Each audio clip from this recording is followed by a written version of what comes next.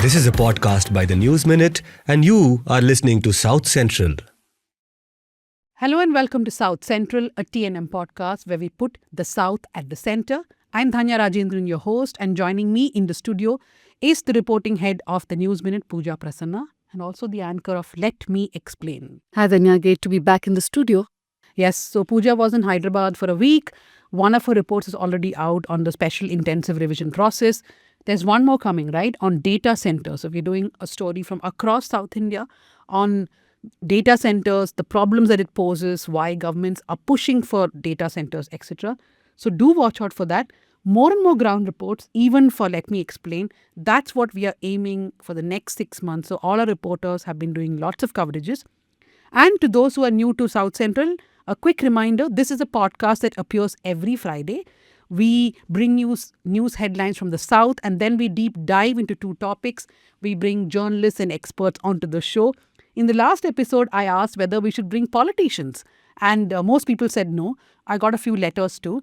We also got a complaint that we are not reading out letters. So once a month, I will read out letters. Do write to us at southcentral@thenewsminute.com. Right, Pooja? You know, I feel like I should have done this a while ago. I should have asked one of the subscribers to complain to you beforehand. No, but somebody did complain in our subscriber meeting.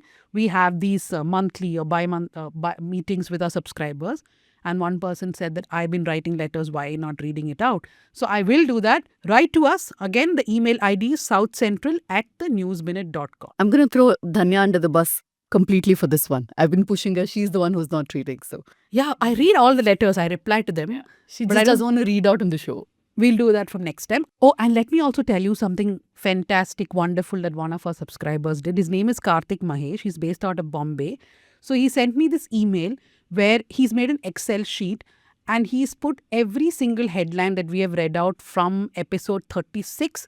He's put all the headlines on an Excel sheet and the link. So I'm going to ask him permission and I will share that Excel sheet on our show notes. But thank you very much, Karthik, for your gesture and for listening to South Central non-stop for so many episodes. Thank you very much. That's what we mean when we say we are a community now, right? I mean, we have people contributing in so many different amazing ways.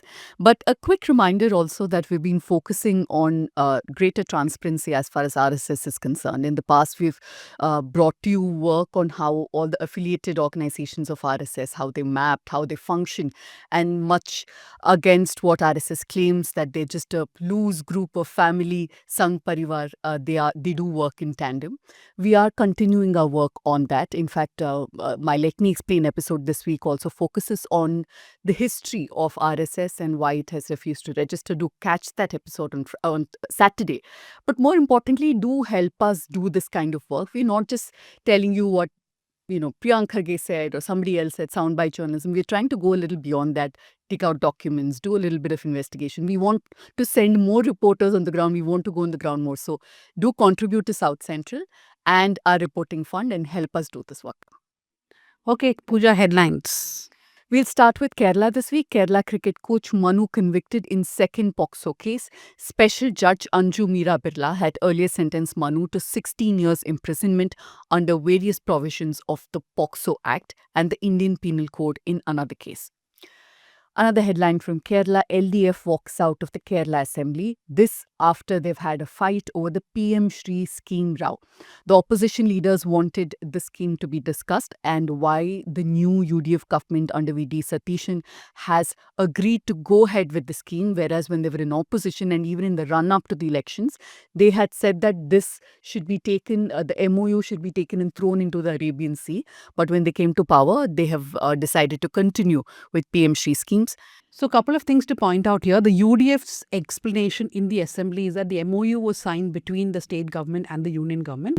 So, the union government has to cancel it. Now, we don't have any option left.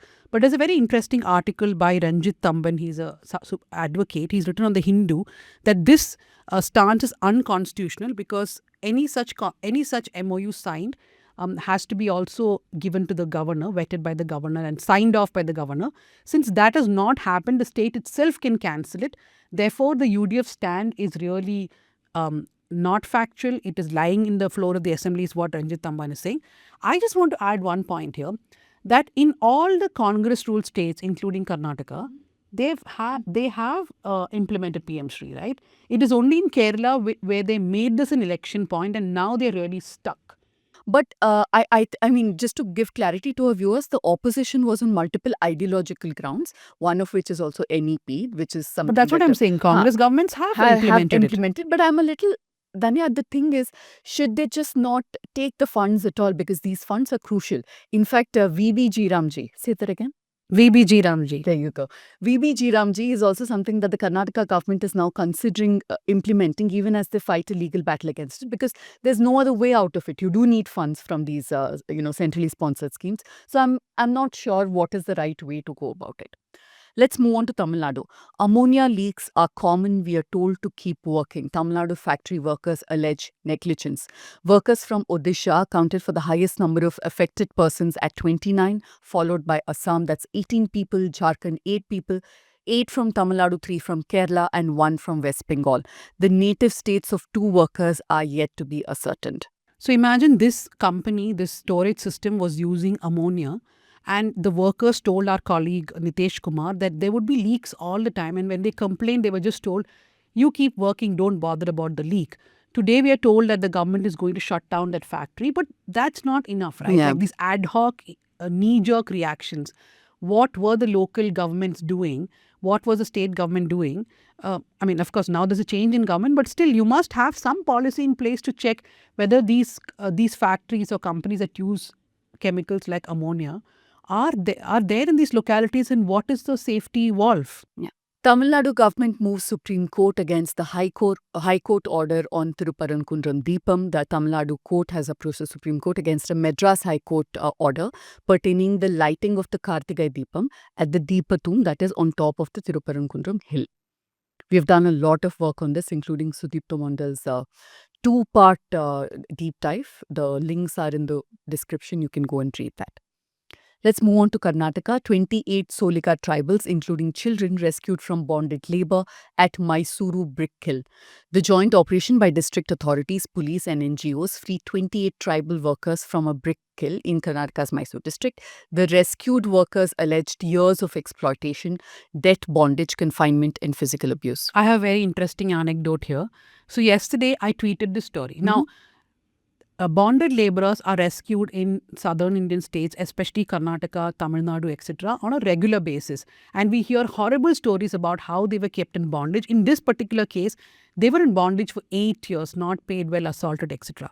Now, the interesting anecdote is, after I tweeted this yesterday, 2 or 3 reporters working for national channels messaged me saying that, do you have any contacts for this? Who can we ask?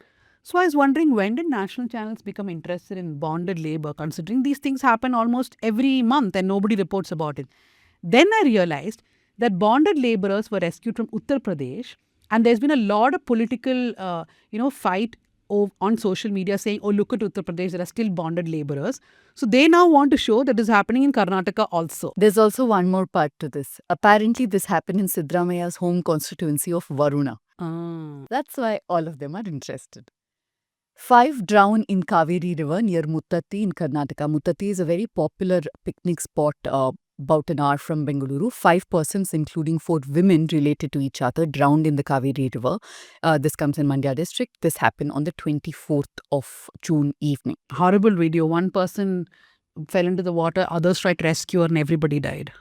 I was just telling you about that other horrible video that has surfaced now. Somebody in Baga, a tourist in Baga, also drowned, and that's all caught on video. He was trying to swim back to the rocks, but the sea was very rough, scary. Andhra Pradesh High Court seeks report on Gangamma death probe. The High Court directed police to submit a detailed status report on the investigation into the suspicious death of Dalit woman Gangamma and explain the progress made in the case registered based on a complaint filed by her daughter Lakshmi. I think you should read the next one also, because everything is connected. Yeah. Sai Krishna custodial death case, CI Nagaraju arrested in Vijayawada. Nagaraju, who's the suspended circle inspector of Krishnalanka police station in Vijayawada, has been booked for alleged wrongful confinement and murder of Sai Krishna, whose family says he's been missing since May 9th after police picked him up from Markapuram. So many custodial death cases in Andhra Pradesh in the last few days. One is Gangamma, who died on, I think, May 31st. Then there's Kranti Kumar, who died on May 21st. And Sai Krishna. We are doing a very long ground report from Vijayawada. Anjana Meenakshi has done it. Please do read it. Actually, this is very important because in all custodial torture cases or custodial death cases, there is at least a dead body that the families are left with to mourn for. But in Gade Sai Krishna's case, there is no dead body. I mean, we are not even sure if he's dead or alive. And the police circle inspector is not telling the SIT what happened to Gade Sai Krishna, and his mother is continuously asking, the High Court is asking. It's a very strange case where the body is just disappeared, and now the investigation is circled around an electric crematorium where these cops have taken unidentified bodies and burnt them. So do read that ground report which Anjana has done. Moving on to Telangana, SBI CAPS appointed to study Hyderabad Metro Phase 1 valuation, Phase 2 expansion. The Telangana government and the union government have reached a consensus on the future of Hyderabad Metro by appointing SBI CAPS as consultant to study Phase 1 valuation, debt refinancing and expansion plans. The report will guide decisions on metro takeover and Phase 2 implementation. Dhanya, we were in Hyderabad recently and we were talking to some government officials who were telling us about this Phase 2 implementation, right? And that entire row between the Revant Reddy government and the Modi government. Torrential rain lashes Hyderabad, floodwater enters homes in Aminpur colony. Heavy overnight rainfall inundated low-lying areas of Aminpur and Beramguda near Hyderabad, flooding homes and apartment basements, submerging vehicles and disrupting power supply. One of the things that the Revant government kept saying was that Hydra and the cleaning of Musi, which is their priority, will ensure such incidents don't happen. I must say they've reduced comparatively, also because rain has reduced this year. But I hope by the time they clear out things, this will not be a headline that we'll have. So you are saying Hydra is good? I'm not saying Hydra is good, but I'm saying encroachments do need to be cleared. That is true. That's it for this week. No national headlines because nothing important has happened. Oh, lots of important things have happened. The Minister of External Affairs has said that passport is not a document of citizenship. But we'll discuss all that when we go into our discussions, because joining us today is Seema Chishti, the editor of The Wire.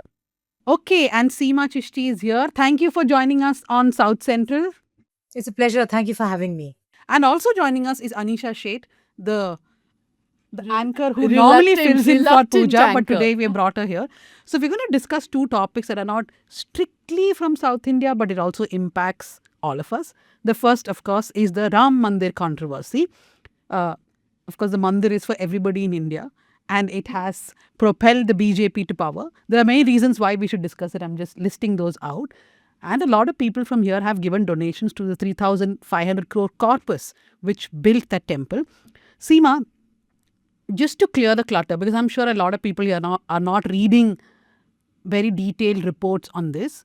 There is no FIR yet, but there is an SIT which is probing. What exactly is the allegation? I myself am a bit confused because there is talk of lot of crores perhaps being scammed. Then there is talk that there was just some money which was there in a bathroom or something which started this entire inquiry. So what is this about? Lay the basics out for us. Yeah, so there's still been no official idea about what this is about because everything has been very hush-hush. Any action that happens, even the setting up of the SIT, happens after enough pressure has been built. But what we know for sure is that there are 3 official police complaints to the Ram Janmabhoomi police station, the Ram Janmabhoomi Thana, which is right there. There is no FIR, as you said, but an SIT has been constituted because the trust wanted an SIT to be constituted. There have been a lot of complaints about, and this is like long running. So might I add what you mentioned about the donation box and what's happening to things donated to this trust by thousands and hundreds of devotees over the past year, particularly after the consecration in January 2024, is under question. But more than that, there have been all kinds of other issues that have come up around the management of this holy space, from which dates back to as early as 2002. The argument is that a small group of people have kind of wrested it like a private trust and done what they wanted to, and also evidence things like CCTV footage of the donation area, very publicly known things like the Shila Pujans or the little padukas or the little kharaus that you give to the deity. All of that apparently has gone missing.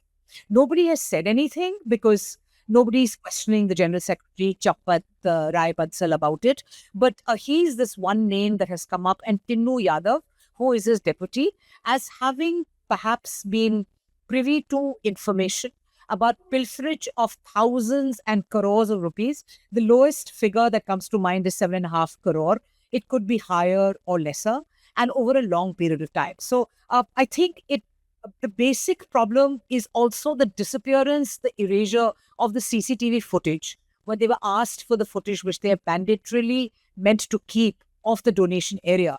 That has gone missing. So I think that has really set the cat amongst the pigeons. And despite Adityanath trying to say that you're insulting Ayodhya if you ask for accountability, Nripendra Mishra, himself, Mr. Modi's man, if you like, in charge of the construction, etc., went there and said that it didn't look as if everything was okay in the Kingdom of Denmark. He wanted, he said nobody who's kind of guilty will be spared. So there's been that dissonance, which has at least helped the facts come out, and people are now coming out and speaking about what they think are issues with the Ram Temple donations system. I think the interim SIT report that has now been submitted to the chief secretary, right? And there have been some leaks, selective leaks of what they found. One thing that's been made clear, irrespective of what the quantum of theft, if at all, irrespective of that, there are some major structural problems, like you mentioned. The employees were not wearing the dress code, so it was hard to differentiate who the employees were, so they can escape check security before stepping out. Cameras not working, them blocking the cameras so that people can't figure out. This goes back to how the entire thing panned out. How even during the construction, there were so many issues about land takeover. Many people complaining that their properties were demolished without giving due. So, do you think it's about time transparency is sought, and Adityanath, like you said, cannot any longer just hide saying that you're insulting Ram, you're insulting Ayodhya, and everything else? I completely chime with what you're saying, and I agree with that for two reasons. One is this is at the heart of the social and political campaign of the BJP. This has been the central issue of the BJP ever since it was founded in 1980. And about 1987 or 89, they decide to make this a very central idea, the Ayodhya Ram Temple. So it's crucial to the way they look at Indian society and their politics. Number two, Mr. Modi cannot kind of lay the blame at even Champat Rai Bansal's door, because this is a trust constituted, mandated by the Supreme Court in 2019, formed in 2020. Mr. Modi personally makes the announcement. Of the 15 persons on the trust, 12 are nominated by his government, so they can't kind of escape it. They can't escape it also for other reasons that they keep talking about how temples are managed in Kerala and Tamil Nadu, and they have a problem with that. Well, then here there is a private trust which is run without any transparency, without any focus, and when even asking questions is deemed to be like some sort of a treasonous act or an act of being anti-Hindu or anti-Ayodhya. So I think it's very important for Mr. Modi himself to make sure that people closest to him who are on the trust. One ex-officio member was also the current CEC. Ganesh Kumar is also, his name is still there on the trust website, minus his photo. He was an ex-officio member as an IAS officer at that time. So these are people very close to the Prime Minister's office. And while the Prime Minister's office has been very brazen about, say, PM cares, like a lot of money is taken in the name of government employees, corporates are almost forced to make donations, and then they go completely quiet on it. This also has an echo of what's happening to PM Cares Fund, but also because it involves something as sensitive and delicate as the faith of millions and the Ram Temple, which is such a crucial issue for the BJP. It makes it even more explosive and important for the Prime Minister to come clean, because unfortunately, all calls for accountability lead to his door. Yeah, he made himself the face of Ram Mandir, but now has been silent. So another interesting thing I learned when we were researching for this was that there is an SBI bank manager who's a tenant of Anil Mishra, who's one of the powerful trustees. There is one conflict of interest there because there is an MOU that was signed where, SBI is supposed to pay for salaries of some people on the trust, some of the officials, but it so happened that Anil Mishra is the one picking them, while SBI was supposed to appoint them. Now we can get into how there have been multiple structural problems in this. I think there's no structure. That is a There problem. is no No, it is structure. a In structure fact, that is tweaked to, in fact, make sure there are these caps. no, I think so. Like the conflict of interest is one part, but what Danya said about a lack of structure, I think, is more important, because I think there was a report 2 days ago in the Indian Express on how I think in the early days, I think about a year after this thing had formed, the trust was formed, the auditor highlighted the lack of structure when it comes to handling donations. So they kind of predicted that this mess is going to happen because there's no system in place to record donations and then make them transparent, and how you're going to make your accounts public and accessible in terms of, what is required of transparency, right? Now, this is such a high profile thing, and this has been your political campaign since the 1980s. And then you land up in this mess, right? Because there are no systems in place. The fact that there are no systems in place is so telling, right? Because you've not bothered to make any of this public. So you're going to end up in this mess. And let's remember also that, all the land deals that were, dubious land deals that were unearthed a few years ago, before the temple construction started, that report also has never been made public. So basically, then this is not about faith or devotion, etc., on your part, right? But it is about faith and devotion, I suppose, along with maybe politics and all that for a lot of people.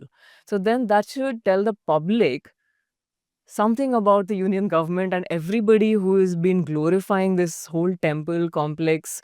And But the lack of structure you mentioned Hmm. is not, I think, it's by design. It's Of not course, something that's yeah. happened. Seema, yeah. No, I wanted to say, you see, this comes as a particularly unfortunate time for them, but fortunate, as you put it, Anisha, because a time when there's a call for the RSS to register itself. See, a lot of the money that came for the Ram Temple donations, etc., globally, I want to know what FCRA is doing in this. Is there an FCRA case to be made on the trust thing? Because so many devotees' faith is at stake. You don't register the largest organization, which you call the world's largest NGO, which operates here, which is at liberty to pick up money like this and go here and there. And I agree with Pooja. I don't think it's the absence of a structure. That's the structure, that you have this completely open thing that allows you complete impunity with what to do with money. So you'll go after some small organization. So while this completely runs without any questions being asked, even asking questions is deemed wrong, you have small organizations on whom rules are being pushed. New rules are being coined almost on a daily basis. There's a law, there's an FCRA law which is waiting to be passed, which even makes it mandatory that should the government decide to cancel your FCRA license, they will take over all your assets. So you look at the complete imbalance of account. So it's not as if they're strangers to the idea of accountability, and there's generally a loose regime running. This is very clearly privileging those groups and people who are in with the government. If you're on my side, then the world is your is everything. You can do what you want. So I think at a time when there are calls for registration of the RSS, and that probably explains why VHP suddenly jumped in and said, please, it's the time is right to file, and they postponed the meeting that they were to start in Ayodhya. It's serious enough because they realize that if they don't minimize the fire, a lot of other serious questions are going to be asked about all these organizations and the fount of all them, the Rashtriya Swayamsevak Sangh, why that's not registered. And we know that it gets so much money, so many resources. Its buildings do the telling. It's not for me, and it's not even for the auditor. Also, the SIT. What is the local SIT that has been set up? Ideally, the CAG, the CBI should have been called. We know smaller cases when the EE was calling, it turns up overnight, it stays at people's homes for 8 hours without even there being a predicate offense. People are in jail and all that. So where are those rules to be applied when the faith of millions of devotees is at stake? So two things here. One is because Seema was mentioning FCRA, for those unaware, even a few years ago, even after the Modi government came to power, you could access FCRA accounts, the filings of all NGOs on the site. But around 2 to 3 years ago, this was made inaccessible, which means now we cannot do any stories of any organizations and how much is the money they're making through the foreign donations. Like there's one particular organization, I've been trying my best to check how many trees have they actually planted using their donation, but it's just not happening because through FCRA we cannot get these the What details a of funds. giveaway. Yeah. You gave it all away. That's fine, but I'm just saying that on one side they have made things opaque because they know that certain NGOs or certain organizations will bear the brunt of any transparency. The second thing you mentioned, Gyanesh Kumar, but for those unaware, when in 2019, when Supreme Court said that the Modi government should make the Ram Janmabhoomi Trust, at that time the MHA swung into action. They actually merged this, Internal Security Division with the with the Ayodhya desk, which was under Gyanendra Kumar at that time. Ganesh Kumar. Gyanesh Kumar at that time, and that's how the trust was made. And I want to ask, I've been watching this Nripendra Mishra's interview, Seema. He doesn't exactly say what the problem is. He keeps going round and round. He says that there's a 45-day CCTV footage rule which has not been followed, that it is archived but not saved. Then he talks about some amount of money being stolen, but he's not actually, I feel, saying what the real problem is. He keeps giving these hints. But is he also not responsible for what's happening? He's talking as if he's an outsider. I think that's where the politics comes in. Yeah. No, I think you're right. That's what is the idea, because they realize that there is a lot of anger. This is potential to completely explode. So how, as being the face, being the chairman of the construction committee, etc., and being so close to Mr. Modi, he's a very senior, responsible bureaucrat. In fact, in 2014, when the Modi government first came in, it's the first change they made to the rules to be able to bring Nripendra Mishra into the PMO. So he's a very important, trusted person of Mr. Modi personally. So how does he kind of echo and pretend that he's also cognizant of the complaints and yet play outsider? So that's the delicate political dance he's trying to do. But for me, it is inexcusable if all this is known about archiving but not saving, etc. What is somebody who's so senior, who knows how things are governed, are run in such a deeply centralized country that India has become? How can they wash their hands off it? So I think that's the central dilemma, that when you file an FIR, it just opens a can of worms, a can of dinosaurs, a can of snakes. But on this So- Nripendra Mishra, I think there is a lot more happening behind the scenes. Like you said, he's Modi's man. And on the same day that, I think this was last Thursday, if I'm not mistaken, Adityanath was in Ayodhya, and he was trying to, of course, place the blame on SP and Congress and saying that anybody who asks questions are against Ayodhya. But the same time, Nripendra Mishra called for a press conference, and he said something very strong. He said there has been open robbery, dakaiti, I think he used the term. So this is not something that they wouldn't have thought through. And I was talking to a few reporters in UP, and Seema will have a better idea. And they were saying that there is this very complicated RSS versus Modi versus Yogi sort of a thing in the mix. Yogi is now closer to RSS, and Modi and Shah want to take this opportunity to also show RSS its place, because the top guys, including Champat Rai, including Anil Mishra, all are from the RSS. So is that something that you see happening ahead of the UP assembly elections? So I'm a little wary of this line of thinking. I've seen that in a lot of Hindi papers, particularly, that, it's the Sangh versus the Sangh. You see, look, they're just so big right now that, that they constitute this large system. So it's natural that there'll be all of that. But to their credit, when push comes to shove, they're in it together. So I think to see that is to fall for their game about making this into a little factional fight. At the heart of it, it is the center of their political, social campaign, long running over decades, coming under serious question in a BJP-run government in Ayodhya with Mr. Modi, who's been Prime Minister for 13 years now. They cannot get away from that. So this RSS versus BJP versus Yogi, I'm a little done with that. They try and provincialize something which is actually a serious national ideological question of accountability, and they're all in it together. So I don't buy that. I don't think Mr. Modi would be very comfortable if Champat Rai Bansal is found guilty, because he was a chief priest on 22nd January 2024.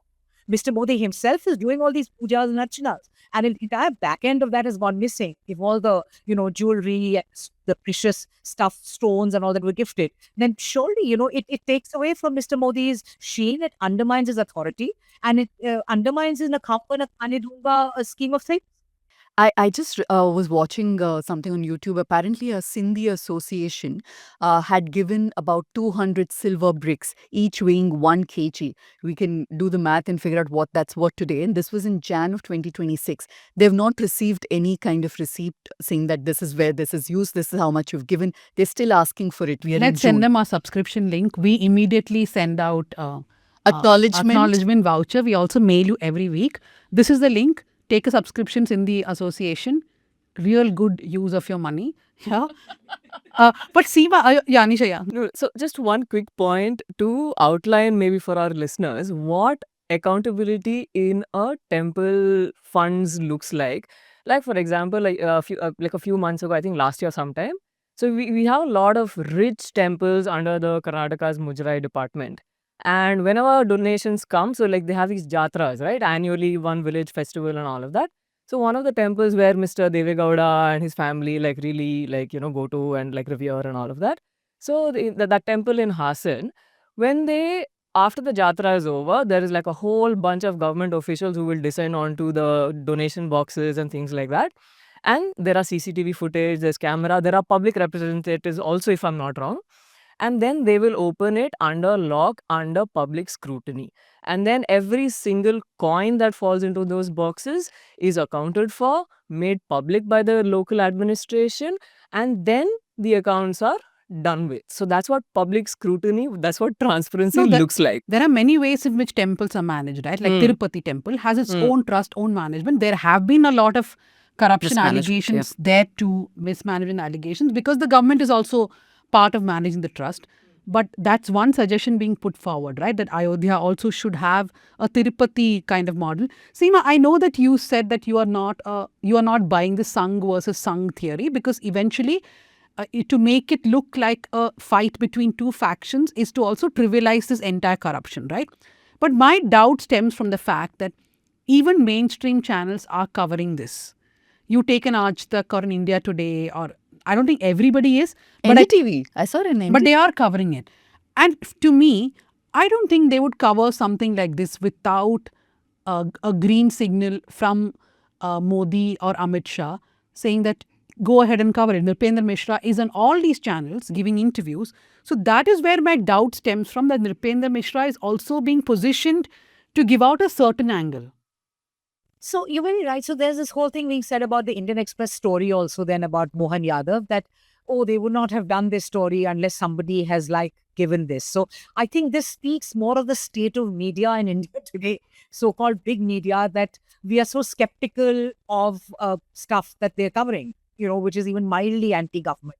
So I take your point that they otherwise would not touch these issues at all, and what prompts them from what is making them cover it. But I would urge you to consider another option, which may be true, that there is so much of chaos about it that they probably feel they just have to do it. And as Anish also said, this is only the last of the things. And as Pooja pointed out, the land scam.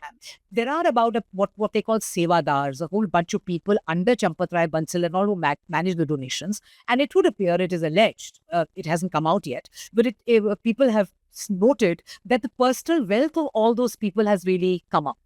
So maybe these channels have been forced to do it once they know that this is so much on the ground, and the Hindi newspapers are covering it. For me, what's a bigger surprise is the Hindi newspapers covering it, who are a tad worse than big media in English. But that alone for me is not a clinching proof that this is, just a domestic squabble. It's like a lover's tiff. I'm not so sure about that. My theory is this, that the corruption Without obviously- any scientific evidence. as always. That goes without saying. My theory is that the corruption happened, of course, and when it came out, and when Akhilesh Yadav did a press conference and it did come out, and there were people from within the trust who started speaking up, this was then seen as potential damage control, at least shield Modi, which is why his man was then deployed to make sure that attention is deflected. Let it go on Yogi if it has to, but nothing about that. That's my theory. That also could be true, which again requires a green signal, Of right? course. That's what I'm saying. Yes. No, but Seema, what is the real danger here? I feel, I don't know, correct me, this Adityanath saying that, oh, don't hurt the sentiments of devotees, right? And even in these news channels, no question is there without the devotees and how for centuries we have fought for this land, etc. Eventually, they will somehow bury this entire stuff saying that, okay, it's all sorted. Let's not keep hurting the sentiments of whoever. Okay, I actually want to add on to the point that Danya is raising. Like I was reading this scroll story on, it was again called Sangh versus Sangh, but I was very curious and, interested in what some of these guys were saying. They were among the people who were the original, leaders of the movement and so on, like Vinay Katiyar, the founder of the Bajrang Dal and all that. And how they are talking about, these are all hardcore Hindutva, followers, if you want to call it that, they genuinely do believe in this cause, right? The political corruption is one aspect of it. Now, whether or not they're being truthful is anybody's guess. But there is going to be a large number of people who actually see, for a lot of people it's a matter of faith, right? And that faith has been betrayed. So I'm interested in which direction this betrayal, how strong this sense of betrayal is among the Hindutva cadre and also among the public. So I'm wondering which way that disappointment is going to go, that sense of betrayal is going to go. Seema, if you could possibly, I don't know, talk on that also, I would like, it would be interesting. So I think faith is always like really tricky. It's a very tricky business about where you eventually direct questions of accountability, where the dice falls ultimately. And as you all have very clearly pointed out, that the entire media and the political, control, all the levers of power are clearly wedged in one hand. So it's really tricky to hazard a guess and say that, yeah, there's going to be this explosion of some anti-BJP sentiment on the ground because of this. But faith is also that way, like a mirror, right? You don't need to smash it. Just a crack makes a big difference to its face. So I think even that kind of just once a shadow of doubt is cast on what otherwise is like, thou shalt vote for the BJP because of a certain social and religious identity. If that gets shaken, then that can really be like, the butterfly effect. You don't know which way that kind of feeds into other arguments of the BJP that people buy, because the backdrop there is this confidence that this is our party. It's in our favor. So I would wait and see how it pans out. And also depends on how quickly the UP elections are held. If you're looking at a very electoral thing, there is a view that the elections may be advanced to November and December. Punjab and Uttar Pradesh too. Then that's a different ballgame. And of course, if a year plays out, it may even get better or worse. But you're right, it's a tricky question to conclusively answer which way do you feel betrayed? Or are you truly front quoted? And true, if you feel betrayed, where does the buck stop? No, but my question was different. My question is, can the BJP use faith at some point, BJP, VHP, Bajrang Dal, whoever it is, to say that, look, this is about faith. We will, amongst ourselves, we'll solve these problems, but let's not hurt everybody's sentiments by keeping on talking about this. Yeah, that could definitely, if very nicely and very cleverly articulated like that, then that's an excellent cloak to actually just throw over the thing and say that, this is all, I'm going to continue doing what I do inside my house. Don't talk. Like we've seen versions of this argument in various places. If that argument is bundled in the faith thing with very good oratory, then yeah, that could be a very good way of doing this. But maybe it's the absence of somebody like, the previous media czar in the PMO who direct information, etc. and all that. Maybe it's the absence of that gentleman as well, which is showing up in random journalists putting out stories and, giving a semblance of free press for a bit. But I'm just reminded of this slogan I heard in 2017 Gujarat, and I can never forget. I feel that's what eventually devotees who are also BJP voters will conclude. Gussa hai par gaddar nahi hai. Eventually they'll go back to BJP. आपने हिंदी वचन अरे use तो मैं किया, क्या मैंने करूँ? I नहीं। can't. They spoke in Hindi. Please, English only on this podcast, huh? Please. नहीं What is नहीं this? नहीं Lapsing नहीं. into We speak all languages, but primarily English. Yeah. But for those who don't understand, we are angry, but we're not traitors. Also, I want to say something really unconnected with all this. But if you search on Google about Ayodhya Ram Mandir, Google's AI says read Wire for more copies. So, hey, Seema, you guys have covered this a lot. Google AI itself is saying go to the Wire and read all the copies. But lots and lots of coverage on the Wire. So, please do go read all those stories. And we move on to the second topic. Could I just make one last point? Yes. I think it's a great time to make the argument that southern states have been making. This is exactly why the government, the state needs to be involved in how temples are managed, how temple accounts are managed, and we cannot free temples from government control. Can I add one quick little spanner in the works? Okay. So when the Dharmasala temple was taken to court over whether or not it should be private or left out of government control.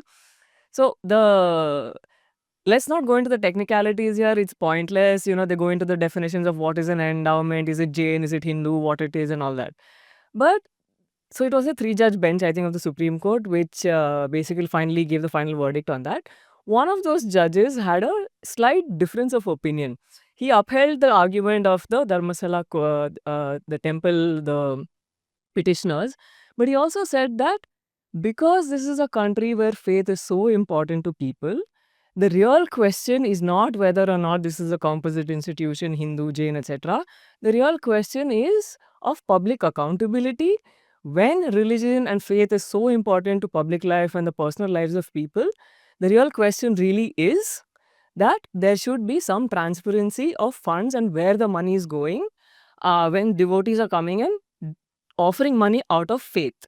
So that is something interesting that I would like to leave our listeners with. Now, I think the DMK should actually use the Ayodhya Exactly. example to say this is the reason why we have been batting for the HRNC HRNC. department. Yeah, actually, that's a very good point, right, Pooja?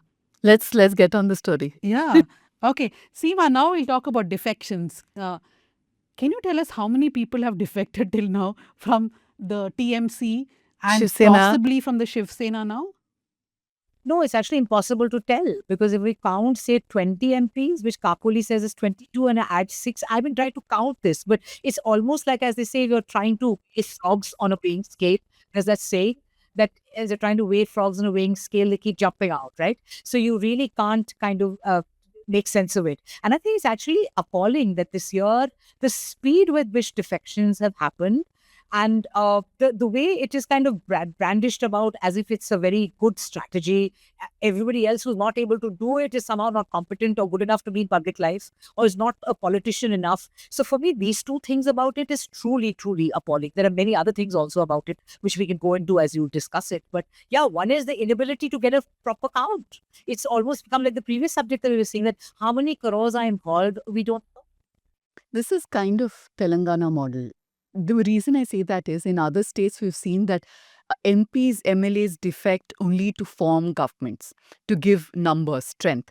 In Telangana, for the longest time, since the state was formed, Which we've is seen- only 10 years, for 12 years. Yeah. And in that, how many MLAs have jumped ship?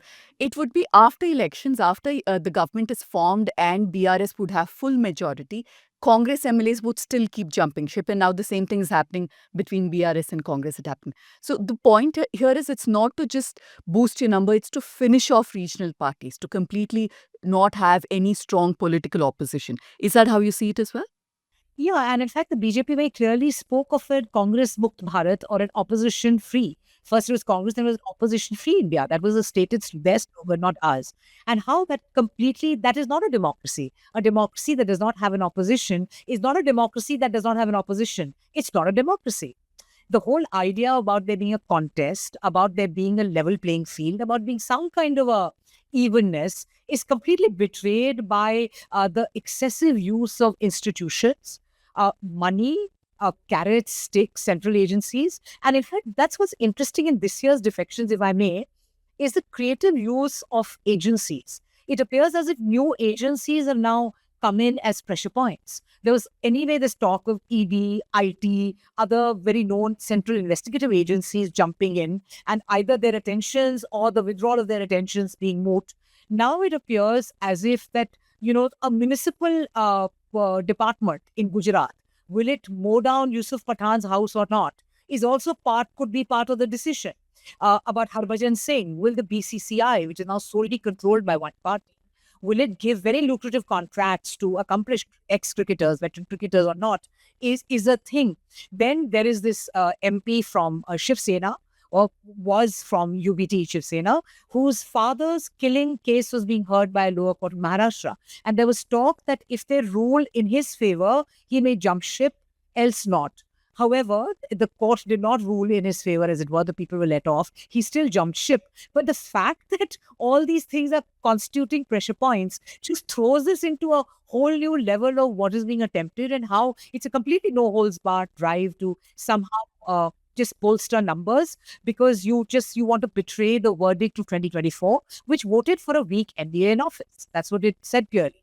And now you want to distort that in all possible ways very quickly in order to just meet objectives which have a huge bearing on the shape of India. I think Schedule 10 of the Constitution has been a big failure in the sense that what it was supposed to do was to curb defections, but it's now being used in all kinds of ways.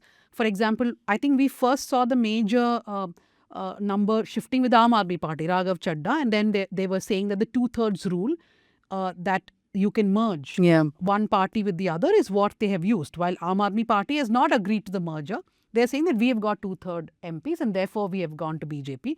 Now, not using the 2/3 rule, they have started a new party, everybody's gone there, and that party will support the BJP. So, all kinds of different things are being used.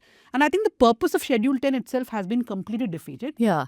I see, for a moment, I also want to kind of admire the creativity of BJP in a light way, in how they find such ways every single time, loopholes in laws, existing laws, to But come up are with these this. loopholes? I don't understand when the courts will intervene and say that this is misinterpretation of the law, that you cannot do this. These are, I don't think No, I these are don't know if it is loopholes. misinterpretation of the law. I think The courts are party to this. The courts are there interpreting the law like this. Courts and speakers have a lot to answer for. What happened in Maharashtra is very clear that you are completely so it's good to see the law and completely see if it's very bad and get rid of it. But I don't think Schedule 10 is so much to blame as our institutions. Our courts are fine for people to talk, and also the delay, the angling of the law, the hearing of people, and then putting it all on the speaker, and then essentially allowing a full backdoor entry. So I think more than the law, as just probably the institutions and the way they've been complicit in driving political objectives of a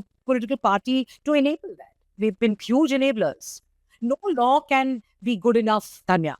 Even if you pose a death sentence to defection, most narrowly defined, you interpret it differently, then we know who's going to be hanged. But what about if you set a bar that, okay, if you want to defect, but you can't contest elections for the next 10 years if you're going to do it this way.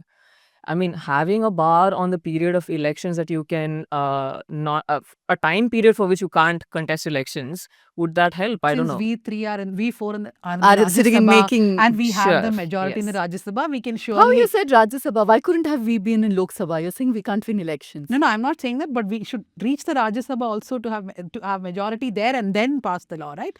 We'll do this, Anisha. We will take the suggestion forward. No, she said no, defection law is not going to work. So I was Yeah, I like, know, okay, I know, maybe we should yeah. tweak the law. I hate to say this, but I must throw this back at the Indian electorate also. That sounds very bad, but earlier defectors were seen as bad news, right? It was very difficult to contest on exactly the opposite things that you contested on. But you had that case in Karnataka where they all won the by-elections, right? So what is the electorate also thinking? It really makes you wonder if India is very easy with it. It's like, I'm not having Coke anymore, I'm having Pepsi. You've shifted parties. I think that whole idea that all politicians suck, or everybody's bad. So that kind of agnosticism, if you like, general disgust, has also enabled a political misuse of this. That why are people voting back such people? 2 quick points. Every time I put this on Twitter, they say, oh, what's happening in your south, in Tamil Nadu and all that. So, AIDMK MLAs now joining TVK. Now they'll also have to face the No, same they're no test. That longer is just- MLAs. Correct. Ah, They'll also have to face the same test. They'll have to go to people and seek a re-election. That is just as bad. Of course, it's not as systematic as what BJP has been doing under Operation Kamala or different names for years. But on the anti-defection law itself, yes, there is a serious need to rethink the law itself, because like we said in that explainer that we did a few months ago, that a law that was meant to stop defections is facilitating large scheme defection, because earlier probably 1 or 2 people would go. Now you make sure Two-third it is is going. 2/3 so that they can continue. So that is one thing. But the issue is who will do it. It's the BJP that will have to relook. They wouldn't want to do it. And my larger point is, Seema, and I want to understand, is it too simplistic to think that this is a fallout of Modi Shah facing that defeat in parliament on delimitation? And this is them trying to make sure they have the numbers to bulldoze anything they want. You're absolutely right. I don't think you're seeing it at all. It is a huge defeat for such a powerful government which goes on personal brand, where Mr. Shah could come in on the 5th of August with some files under his arm and, for the first time in independent India's history, slice a state in two and render it a union territory. You have that kind of untrammeled ability to operate in parliament. Then to suffer this setback, and the previous setback of what they wanted to do with elected representatives in courts, chief ministers, when if there's an allegation made, you have to step down, they were defeated in that too. So I think the whole idea of deliberations, committee, with parliament acting as a check on executive overreach is anathema.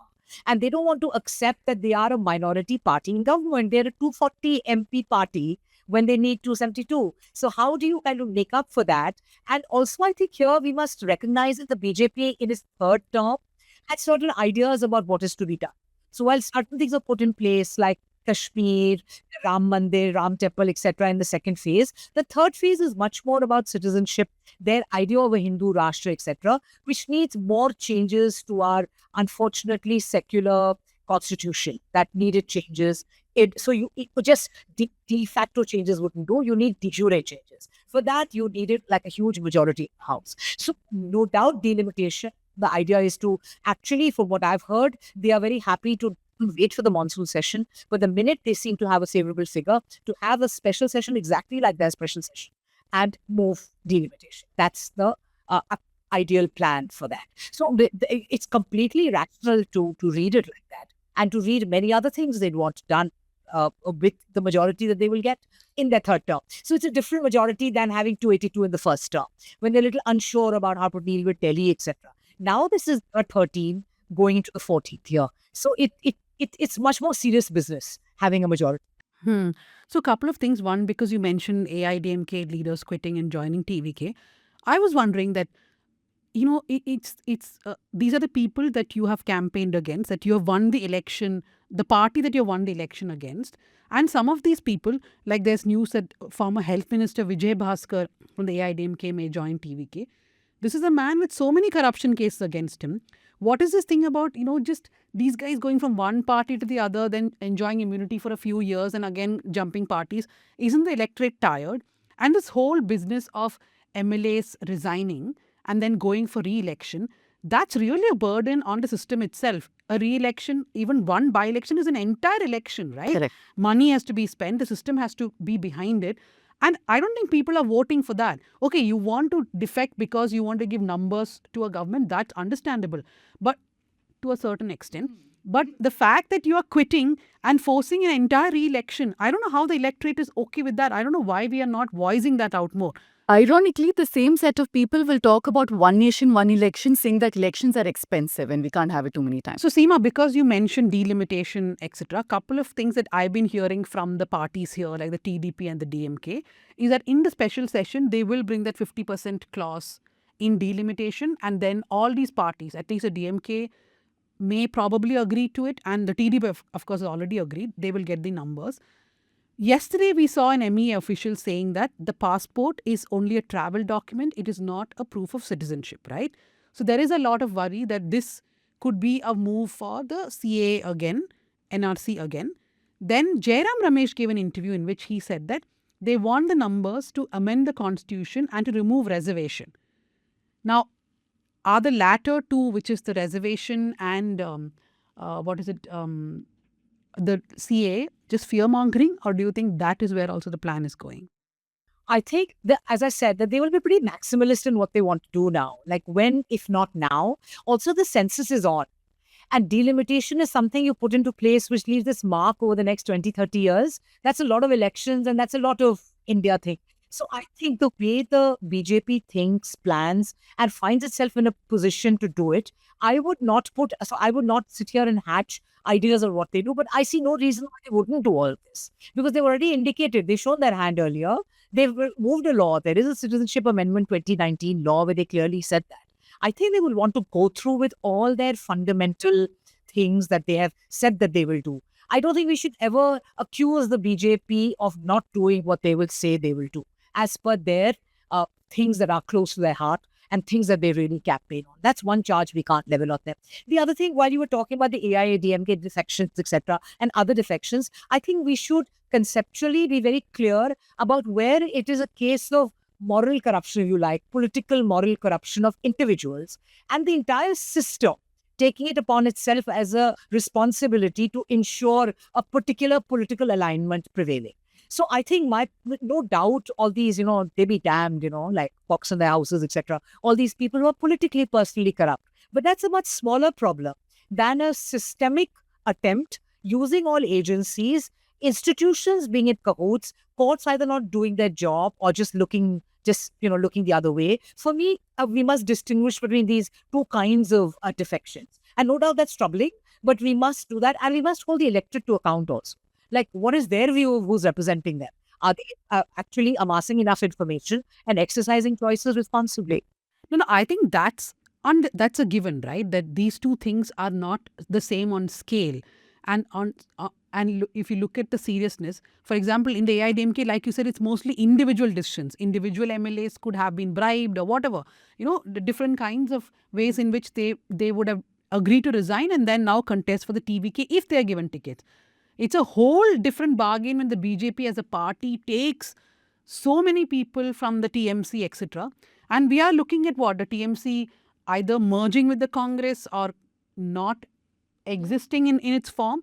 And I keep wondering who is the new person who's going to go from the TMC. Not that I know too many MPs, but when I see the names, I'm like, this person is also gone. No, also look at the names. Like you said, I don't know all of them, but I've seen speeches of some of them.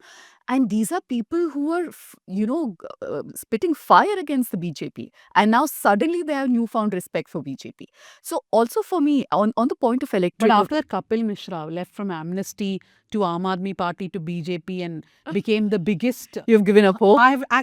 He became like the most communal face of the BJP. I have given up a hope Yeah. that anybody who speaks secular this year Will stay won't secular. be communal next year, at least in political parties. Yeah, but on the point of electorate, I don't know if this is politically correct to say, but I feel more and more that people just want to vote whoever they think will win. That's how a lot of BJP voters they think BJP is anyway going to win. This concept of why should I waste my vote is so misguided.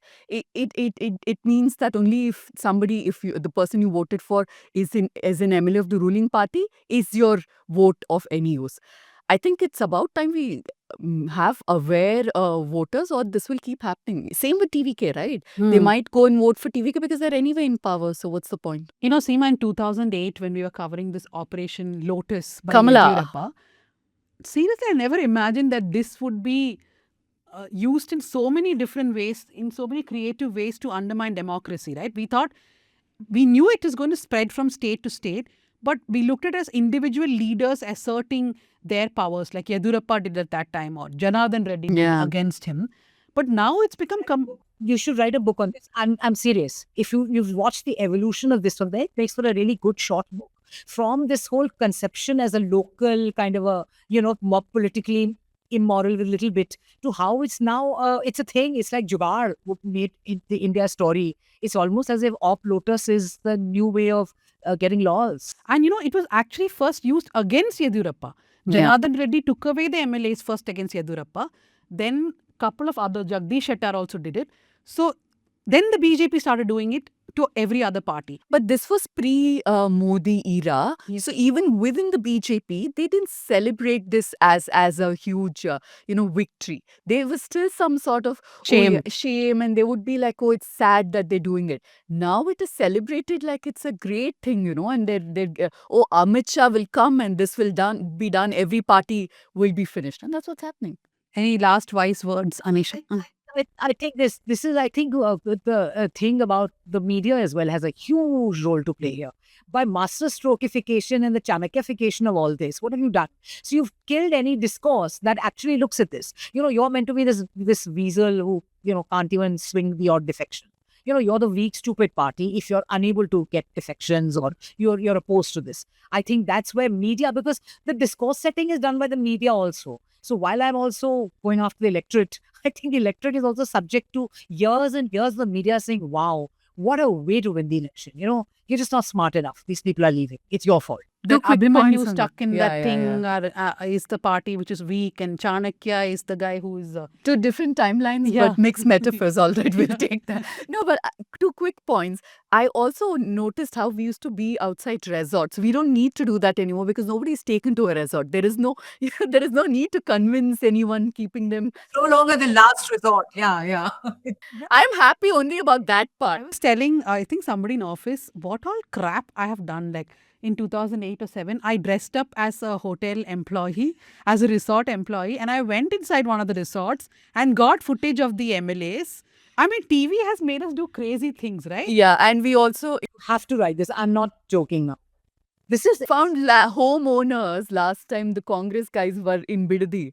People who had plots there we went in as they're guessing that we are sending someone to just go in and get footage. Of course, we were spotted by DK Shivkumar's men and thrown out. Yeah, so I think by the second or third time they figured out these are journalists and started throwing us out.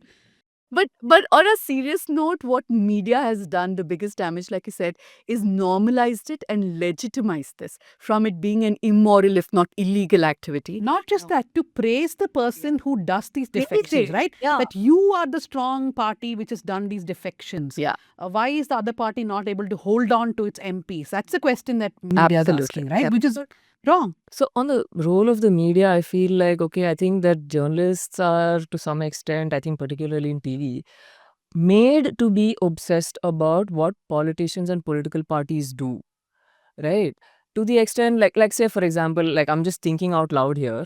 I mean, if Ambedkar was right that social revolutions precede political revolutions, then what we are seeing in power today is a social revolution engineered by the RSS and BJP over a period of 100 years.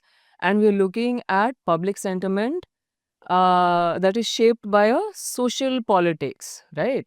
And we are not, and once that, once the BJP has come to power, it is now using politics to shape society. So I think in that sense, journalists have missed the ball by focusing excessively on politics and missing the social revolution that was right under their noses. So in that sense, yeah, we are also responsible. Do you think we for had that. time to notice social revolution while dressing up as No, I'm hotel saying staff editorial and going leadership. inside resorts? as I spoke No, editorial read. With- No, with your exactly my PCR point. screaming No, at you. exactly my point, right? Like, so they keep you busy like that, right? Doing, certain kinds of stories and focusing on certain kinds of coverage, right? More than other kinds. So I'm saying that in that sense, like, the editorial leadership of TV and also like print or whatever, legacy media, has been at fault. I mean, this is just me, but yeah. No, I was just reminded. You remember when we were talking to people who were followers of Nityananda? And I'll tell you, it's so when we asked them, because they were seemingly intelligent people, so we said, how did you get caught up in all this? And they said, we were deprived of sleep, we weren't given enough food, and there was this carrot and stick method was used so manipulatively that we were not in our senses. That's what was happening to us in TV. Oh my we God. didn't get food. We wouldn't get to sleep. No, I agree. This is the Netflix thing, right? Like our only MP sleep now and all that. But I think beyond individual journalists, even a few who've managed, like, some of them are sitting here who managed to go behind and do that. I think this is a much more institutional and structural about who owns our biggest media. Like you had, the occasional rich guy who ran a particular paper or a TV channel. But you did have like the same people who are the richest people in India who are running the stock exchange, who are the biggest kind of guys running media. So I think we have a very different media scene as well. So even the odd journalist, how much enterprise you show? Exactly. Before you're Yeah. No, there's no doubt about it. I was just kidding to Anisha that do you think we had time to think No, but about that's the social thing, right? revolution? No, even if journalists who are right about what they're seeing and hearing from the ground, they don't have the freedom to do it. No, right? but let me tell you one thing. At those times, we were criticizing B.S. Yedurappa for doing what he was doing. There was No, no that is problem definitely in there. that. We Ha, will ha, not ha. stop. But today, I don't think I would be allowed to do that in TV, to criticize the BJP for breaking the TMC lines. As a last escapee of that prison. Of so-called big media.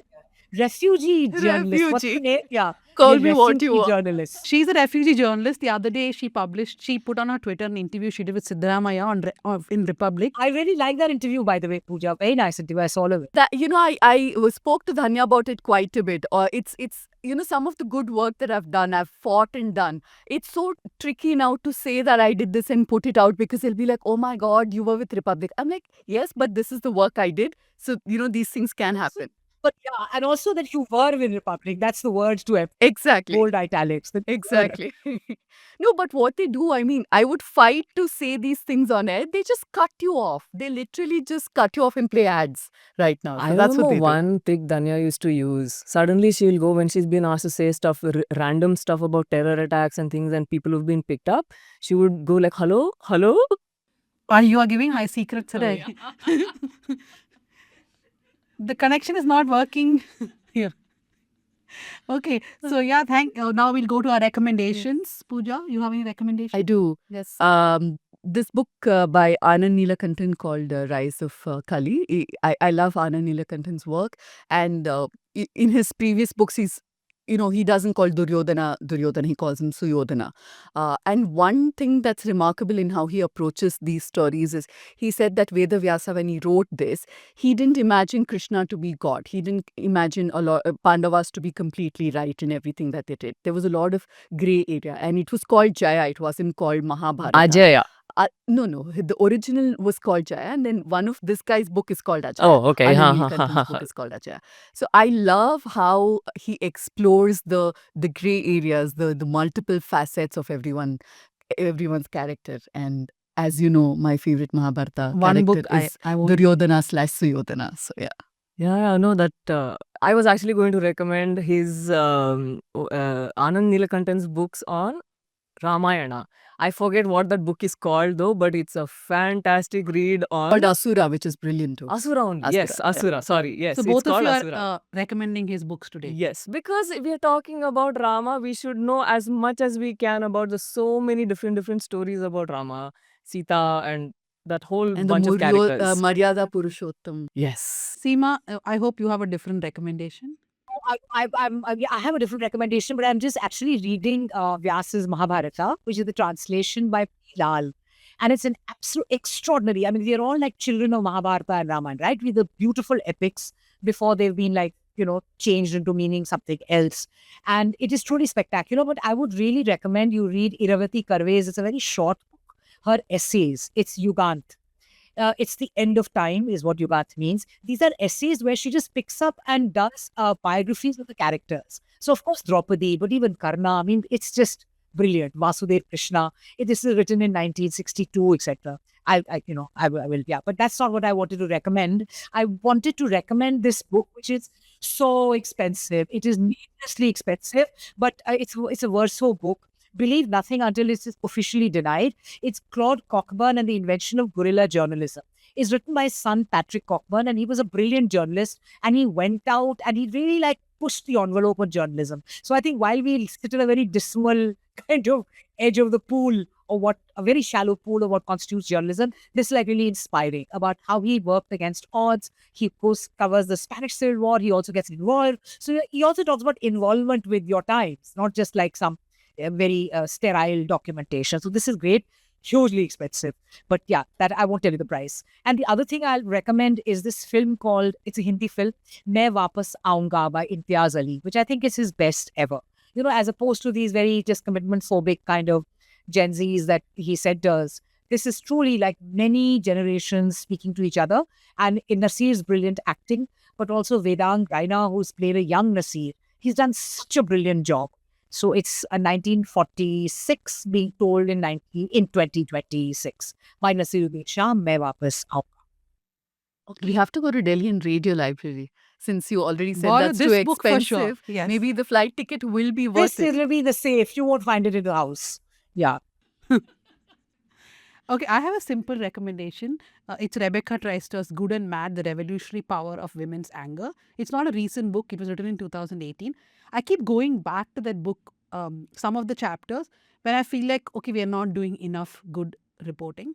Then I go back and then I look at, this is what women's anger could do. So then be angry again, Danya. So I read that book to You remind need myself encouragement to be angry, really? No, you have to be constantly angry and worried about When what's has that happening. ever been a problem for you? Sometimes, some weeks I can be not angry. So then I go back and read two, You know, three I'm chapters. remembering what one of the lead singer of that band, Parvaz, told Sudipto during What's Yorism, that he needs to be happy to write depressed songs, like to write sad songs. So I think, yeah, I'm also probably like that. I need to be angry to keep covering.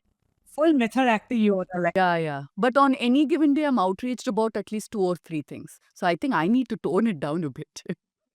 Okay. But I think right things is what Danya means. I'm sure you're also angry about like random things, but how to direct anger at the things. She's angry because her Wi-Fi is not working and she couldn't stream Netflix properly. No, I'm please. talking about I drive angry in with social things, social stuff. non We are now sounding like Raghav Chadda's speeches in the Rajya Sabha, like the Wi-Fi isn't working in a Tony part of South Delhi. 120 million people watched Raghav Chadda walking in the parliament and walking out on Instagram. And that's when I started questioning, is such low price internet really a good thing? Because why are people watching Raghav Chadda going inside the parliament and coming back? Somebody told me you should stop the news minute, just put a camera outside, just walk in and out. I said, who will watch me? But yeah, anyways, thank you very much, Seema, for joining us. Always a pleasure having so you much. on South Central. Thank you, Anisha. Thank you to our producers, Megha Mugundan and Jasim Ali. I don't know if Jasim is producing this week, but thank you to him anyways.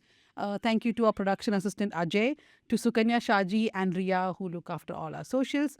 Keep watching, keep listening, read all of the Vias coverage on the Ram Mandir and the scams around it, and look up our stories, which are going to be out soon on the RSS. Thank you.